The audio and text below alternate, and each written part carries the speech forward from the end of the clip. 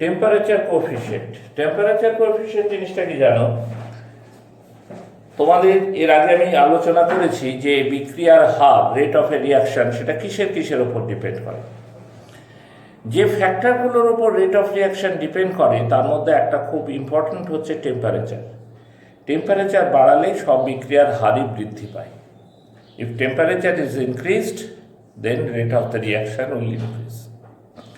প্রতি 10 degree centigrade উষ্ণতা বাড়ালে কোনো বিক্রিয়ার হার যতখানি বাড়ে তাকে ওই বিক্রিয়ার উষ্ণতা গুণাঙ্ক বলে।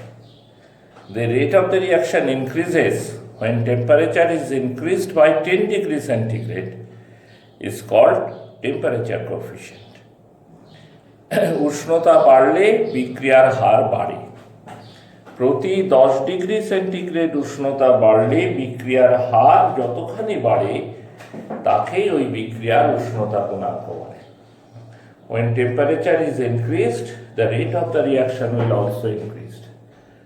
The rate of the reaction increased when temperature is increased by 10 degrees centigrade is called temperature coefficient. এবং বহু বিক্রিয়ার ক্ষেত্রে অনেক বিক্রিয়ার মান 2 থেকে 3 এর মধ্যে হয়, অর্থাৎ 10 ডিগ্রি সেন্টিগ্রেড টেম্পারেচার বাড়ালে বিক্রিয়ার রেট দ্বিগুণ থেকে 3 গুণ পর্যন্ত হয়ে যেতে পারে, এতটাই এফেক্ট করে। এখন আরহেনিয়াস, তোমরা নাম শুনেছো, আরহেনিয়াসের অ্যাসিড বেস কনসেপ্ট পড়েছো। আরহেনিয়াস বিজ্ঞানী যিনি ছিলেন তিনি অনেক অনেক কাজ করেছিলেন। আরহেনিয়াস আর কি অনেক গবেষণা করেছিলেন। তার কিছু আমরা এই 12 ক্লাসে তার অনেকগুলোর পরিচয় পাই। উনি রেট কনস্ট্যান্টের সাথে টেম্পারেচারের একটা সম্পর্ক বার করেছিলেন। সেই সম্পর্কটা উনি কীভাবে বার করেছিলেন সেটা তোমাদের 12 ক্লাসে পড়বার মধ্যে নেই, কিন্তু ইকুয়েশনটা তোমাকে জানতে হবে। Rate constant between relation between rate constant and temperature, relation between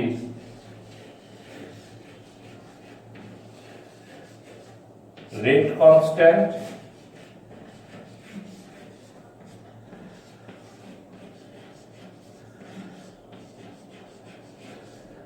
and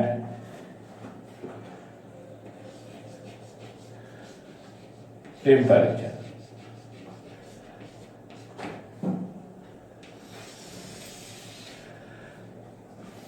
সম্পর্কটা কি? K সমান A into e to the power minus A by RT। এখানে K কি? K হচ্ছে রেট কনস্ট্যান্ট, A কি? A একটা constant,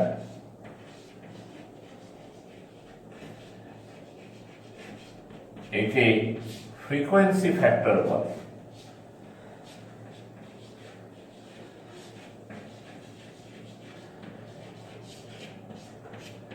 A is also called frequency factor.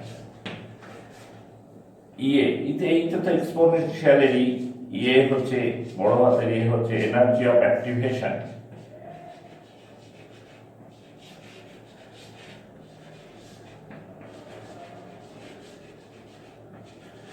সক্রিয়করণ শক্তি। আর হচ্ছে universal gas constant.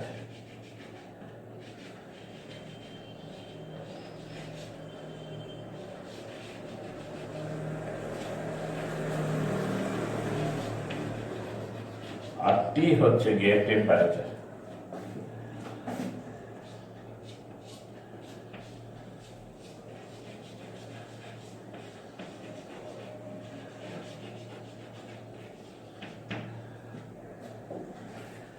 ঠিক আছে, এই হচ্ছে দুটো সম্পর্ক। এর মধ্যে এই যে এনার্জি অফ অ্যাক্টিভেশন, এটা নিয়ে একটু আলোচনার দাবি রাখে।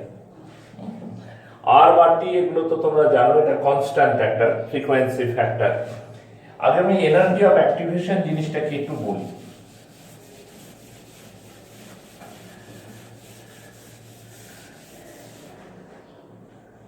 কোনো একটা রাসায়নিক বিক্রিয়া যখন শুরু হয় বুঝলে, তখন বিকারক পদার্থগুলোর সাধারণ শক্তিতে সবসময় বিক্রিয়াটা শুরু হতে পারে না, অধিকাংশ সময় হতে পারে না, এটা জেনে রাখো। বিক্রিয়াটা শুরু করার জন্য বিকারক পদার্থের শক্তি বৃদ্ধি ঘটানো হয়। কিভাবে? বাইরে থেকে সাপ্লাই করে। তোমরা পড়েছো অমুক বিক্রিয়া ঘটাতে 150 ডিগ্রি সেন্টিগ্রেড টেম্পারেচার লাগে, 2 অ্যাটমসফিয়ার চাপ দিতে হয়, কি সূর্যের আলোয় ফেলে রাখতে হয়। এগুলোর উদ্দেশ্য কি? এগুলোর উদ্দেশ্য হচ্ছে খুব পরিষ্কার, যে বাইরে থেকে এনার্জি সাপ্লাই করা। রিঅ্যাক্টেন্টগুলো তাদের নর্মাল এনার্জিতে বিক্রিয়াটা শুরু করতে পারছে না, তাই বাইরের থেকে আমাকে কি করতে হচ্ছে? এনার্জি সাপ্লাই করতে হচ্ছে বিক্রিয়াটা শুরু করার জন্য। এনার্জি সাপ্লাই করলে কি হবে? রিঅ্যাক্টেন্টের এনার্জি বাড়বে। বাড়তে বাড়তে বাড়তে বাড়তে দেখা গেছে প্রত্যেক বিক্রিয়ারই একটা নিজস্ব এনার্জি আছে, যে এনার্জিতে রিঅ্যাক্টেন্টগুলো পৌঁছে গেলে বিক্রিয়াটা শুরু হয়। এই এনার্জিটাকে বলে থ্রেশহোল্ড এনার্জি, বাংলায় বলে সূচনা শক্তি। বিক্রিয়া শুরু হয়ে গেলে কি হলো? তখন প্রোডাক্ট তৈরি হতে লাগলো। প্রোডাক্ট তৈরি হওয়ার সময় এনার্জিটা আবার কমতে থাকে। বিক্রিয়াটা যদি এক্সোথার্মিক রিয়াকশন হয়, তাহলে তো এনার্জি কমতে কমতে রিঅ্যাক্টেন্টের এনার্জির চাইতেও কমে যায়। এন্ডোথার্মিক বা তাপগ্রাহী বিক্রিয়া হলে অবশ্য অতটা কমে না, সেক্ষেত্রে প্রোডাক্টের এনার্জি রিঅ্যাক্টেন্টের এনার্জির চাইতে বেশি হয়। তা আমি যদি একটা গ্রাফ আঁকি বুঝলে, তাহলে বুঝতে সুবিধা হতে পারে। ধরো এই ছিল রিঅ্যাক্টেন্টের এনার্জি, আমি বাইরে থেকে এনার্জি সাপ্লাই করতে লাগলো, এদিকে এনার্জি বসাচ্ছি, আর এখানে রিঅ্যাকশন, প্রোগ্রেস অফ রিঅ্যাকশন চলছে। বাইরে থেকে এনার্জি দিচ্ছি, বাড়ছে, রিঅ্যাক্টেন্টের এনার্জি বাড়তে বাড়তে একটা ভ্যালুতে পৌঁছলো, বিক্রিয়া শুরু হলো, প্রোডাক্ট তৈরি হতে লাগলো। যেই প্রোডাক্ট তৈরি হতে লাগলো, এনার্জি কিন্তু কমতে লাগলো। আমি কি বললাম? যদি বিক্রিয়াটা এক্সোথার্মিক বিক্রিয়া হয়, তাহলে প্রোডাক্টের এনার্জি রিঅ্যাক্টেন্টের চাইতেও কমে গেল। এই যে জায়গাটা গিয়ে বিক্রিয়া শুরু হলো, যে এনার্জি প্রাপ্ত হলে বিক্রিয়াটা শুরু হলো, এটাকে বলছে threshold energy. This is called threshold energy.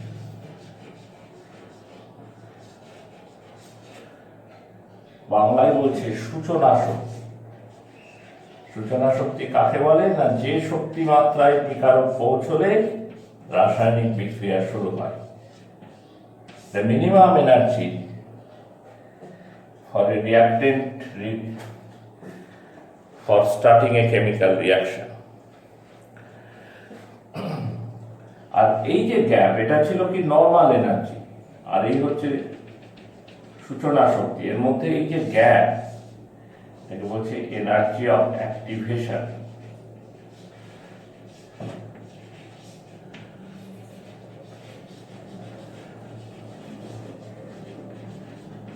সক্রিয়করণ শক্তি।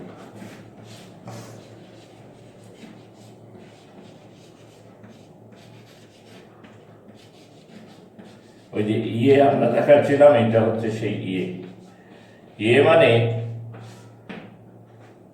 কোন বিকারক তার সাধারণ অবস্থার অতিরিক্ত যতটা শক্তি পেলে কোন রাসায়নিক বিক্রিয়া শুরু করতে পারে। The minimum energy is required for starting a chemical reaction. The minimum energy is required for a reactant for starting a chemical reaction is called energy of activation. অর্থাৎ সূচনা শক্তিতে পৌঁছলেও বিক্রিয়া করবে, তাহলে নর্মাল এনার্জি এবং সূচনা শক্তির মধ্যে যে গ্যাপ বা যে ব্যবধান, সেটাকেই আমরা বলছি এনার্জি অফ অ্যাক্টিভেশন। এখন দেখো, প্রোডাক্ট তৈরি হওয়ার সময় এনার্জি কমছে, তাই না? প্রথম দিকে যে কমা, সেটা হচ্ছে যে এনার্জিটাও পেয়েছিল ওরাতে, এখান থেকে তো বাইরে এনার্জি সাপ্লাই করা হয়েছিল, এই যে এনার্জি কমতে কমতে কমতে কমতে যখন এখানে পৌঁছলো, তখন বাইরে থেকে যতটা এনার্জি নেওয়া হয়েছিল সব সে রিলিজ করে দিল।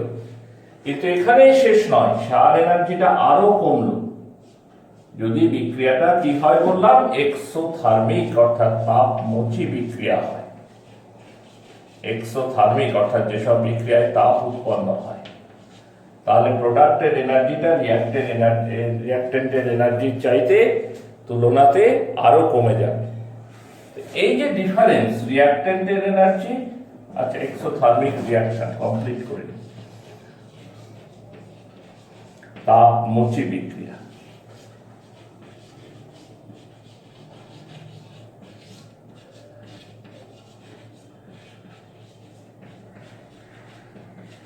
তাপমোচী বিক্রিয়া। এই যে গ্যাপটা রিঅ্যাক্টেন্টের নরমাল এনার্জি আর প্রোডাক্টের নরমাল এনার্জির মধ্যে গ্যাপ, এইটাকে আমরা ডেল্টা এইচ বলি। ডেল্টা এইচ মানে যে শক্তি মুক্ত হয়, রিলিজড এনার্জি। তাপমোচী বিক্রিয়া মানে কি, তাতে তাপ উৎপন্ন হবে। যে রাসায়নিক বিক্রিয়ায় হিট জেনারেটেড হয় সেটাই হচ্ছে তাপমোচী বিক্রিয়া। তো সেই হিটটা কোত্থেকে আসবে?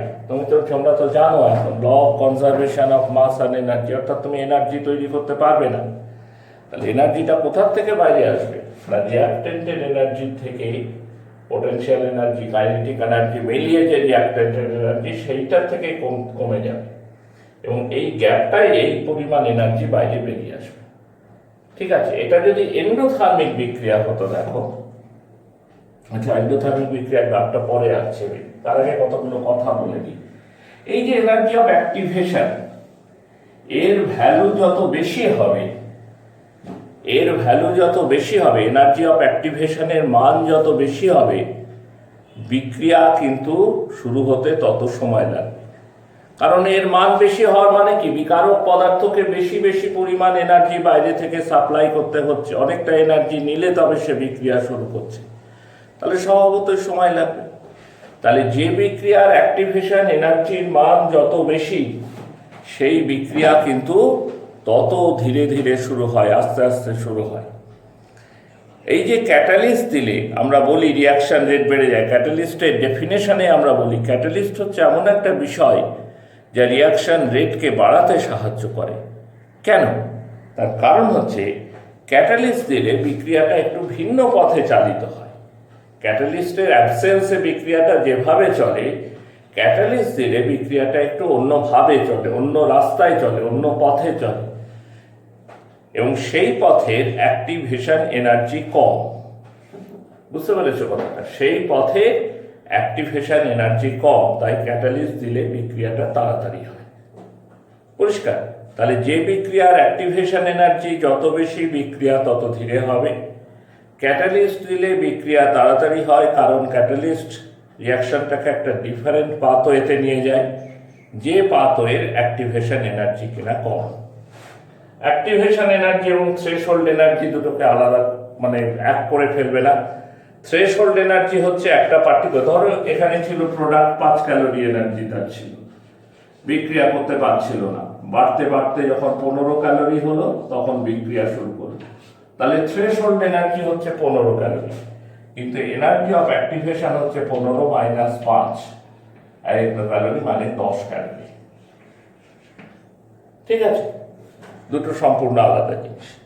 এবার আমরা এন্ডোথার্মিক, আরো একটা কথা দেখে নাও যে এক্সোথার্মিক বিক্রিয়া, এটা তো ফরওয়ার্ড রিঅ্যাকশন আর এটা হচ্ছে ব্যাকওয়ার্ড রিঅ্যাকশন।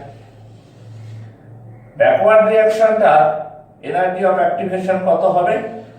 তখন ফরওয়ার্ড রিঅ্যাকশনের যা এনার্জি অফ অ্যাক্টিভেশন তার সাথে ডেল্টা এইচ যোগ করতে হবে। মানে এবার ব্যাকওয়ার্ড রিঅ্যাকশন যখন, তখন প্রোডাক্টটাই হয়ে যাচ্ছে রিঅ্যাক্টেন্ট আর রিঅ্যাক্টেন্টটা হয়ে যাচ্ছে প্রোডাক্ট। এবার উল্টো পথে হাঁটা শুরু করছে, এই দিক থেকে এসে এখানে থ্রেশহোল্ড এনার্জিতে পৌঁছলে বিক্রিয়া শুরু হলো, তারপর এখান থেকে তুমি প্রোডাক্টে পৌঁছলে। এক্সোথার্মিক রিঅ্যাকশনের ব্যাকওয়ার্ড রিঅ্যাকশনটা এন্ডোথার্মিক হয় সবসময়। সামনের বিক্রিয়ায় যদি তাপ বেরোয়, তাহলে পিছনের বিক্রিয়ায় অবশ্যই তাপের শোষণ ঘটে। তাই এটাও এন্ডোথার্মিক বিক্রিয়ার একটা গ্রাফ, আলাদা করে না আঁকলেও এটা থেকে বোঝা যায়। এই যে ব্যাকওয়ার্ড রিঅ্যাকশন, এখানে তোমার তাপের শোষণ হচ্ছে।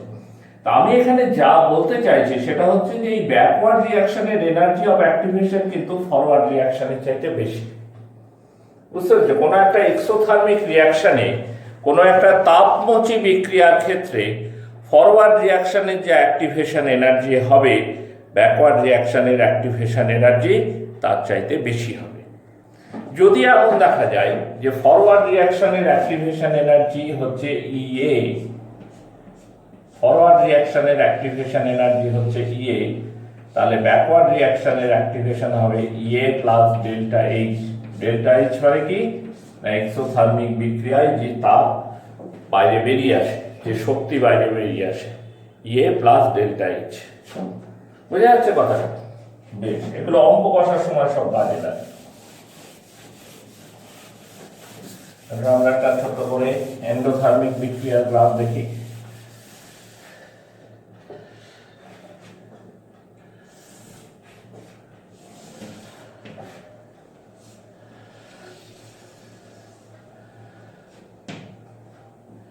এই রিঅ্যাক্ট্যান্ট, এই প্রোডাক্ট, এইটা হচ্ছে থ্রেশহোল্ড এনার্জি,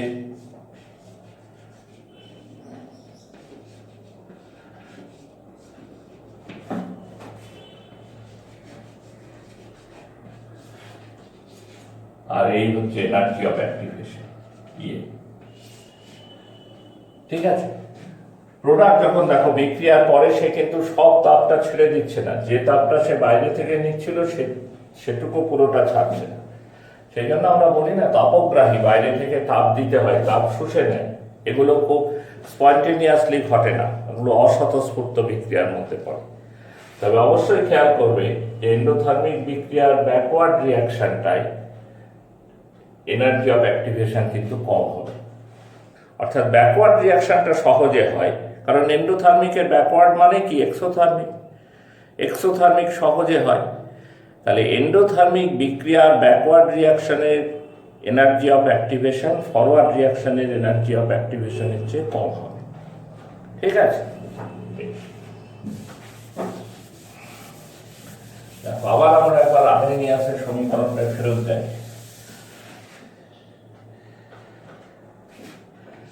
কে সমান A into E to the power minus A by R. ঠিক আছে, বোথ সাইড লগ নেওয়া হলো। ধরা যাক ইউএস ln কে সমান ln এ প্লাস, এটা কি হবে ln E base A by R, তাই তো? তার মানে কি ln A minus A by R T, কারণ ই বেস ই হলে এটা তো 1 হয়ে যাবে, এটা পাওয়ারে আছে, বাইরে বেরিয়ে আসবে। পরিষ্কার হচ্ছে কথাটা? আচ্ছা, এখন ধরো T1 টেম্পারেচারে একটা বিক্রিয়া T1 টেম্পারেচারে ঘটছিল, তখন রেট কনস্ট্যান্ট ছিল K1। তাহলে ইকুয়েশনটা কি দাঁড়াবে? ln K1 সমান ln A, এটা তো constant, minus A by R T1।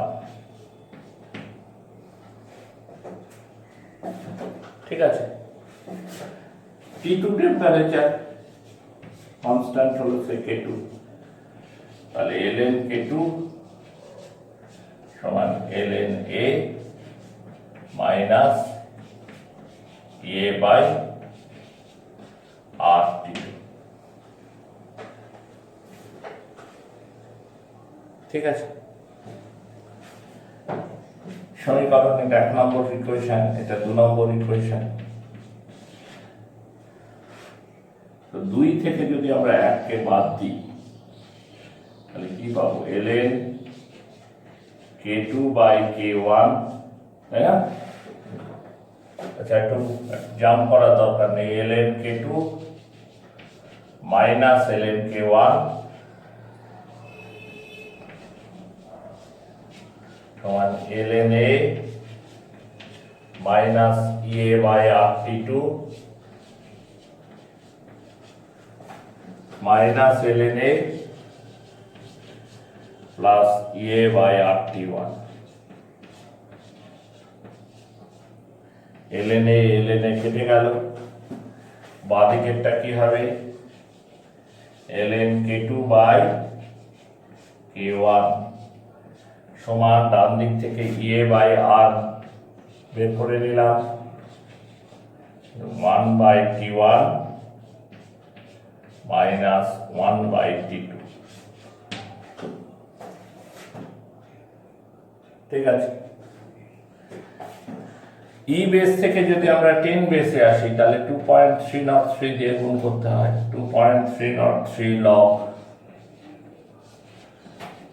k1 by k2 equal to a by r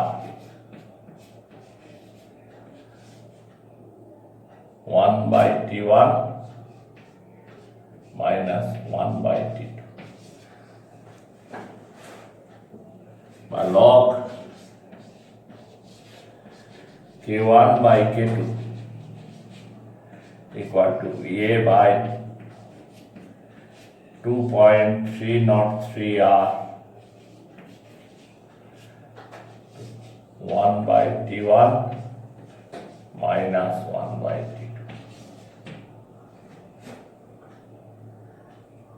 ঠিক আছে, এই হচ্ছে ফর্মুলা। এখান থেকে আমরা যে অঙ্ক কষবো সেটা এই ফর্মুলার সাহায্যে। কখনো দেখবে দুটো টেম্পারেচার বলে দিয়েছে এবং একটা রেট কনস্ট্যান্ট বলে দিয়েছে, আর একটার ভ্যালু বের করতে হবে। কখনো দেখবে দুটো টেম্পারেচার দুটো রেট কনস্ট্যান্ট বলে দিয়েছে, তোমাকে এনার্জি অফ অ্যাক্টিভেশন বের করতে হবে। হ্যাঁ, তা আমরা